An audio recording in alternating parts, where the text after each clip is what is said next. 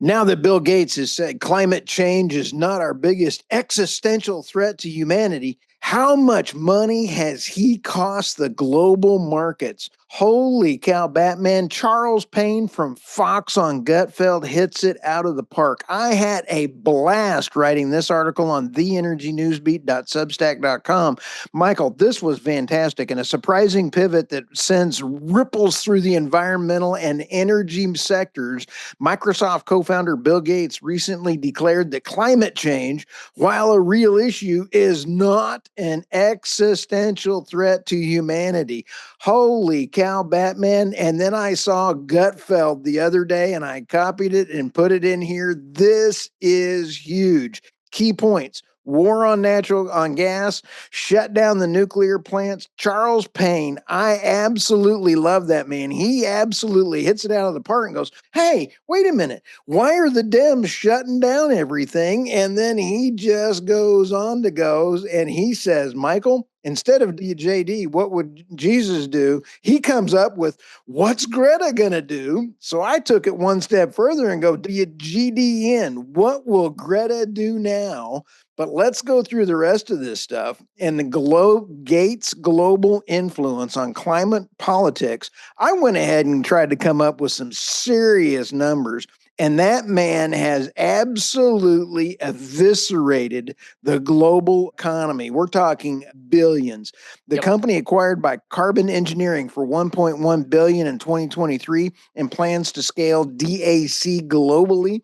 Direct air capture estimates the market could reach $150 billion annually. Who's going to pay for all that direct air capture carbon taxes? How much is the carbon tax bull hockey costing consumers, Michael? That's all in here. This is kind of fun. No, I think you did a really, really great job of breaking this down.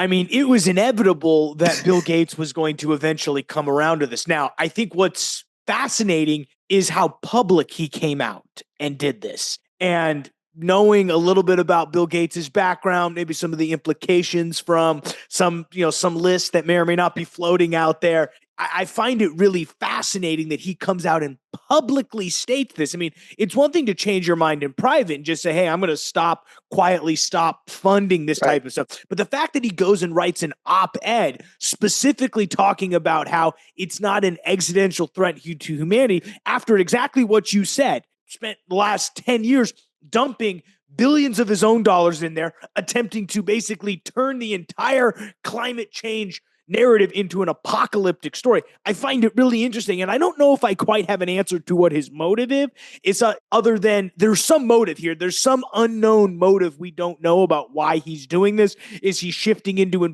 wanting to invest in another project? Is he all the way, and then all the way over to cuckoo land? Is there some blackmail that's going on? I don't know. Well, I doubt it. Yeah, I think you're onto something, because Larry Fink has stepped away from ESG, and ESG is now no longer used on BlackRock. You are onto something, Michael. I hadn't even thought of that. What is it? I don't know. You talk a lot about his breakthrough energy ventures. Maybe he's seeing it can't raise money, and he's like, well, if it can't raise money, I've got to be able to step out and do something else. Really interesting, but I find it extremely hilarious.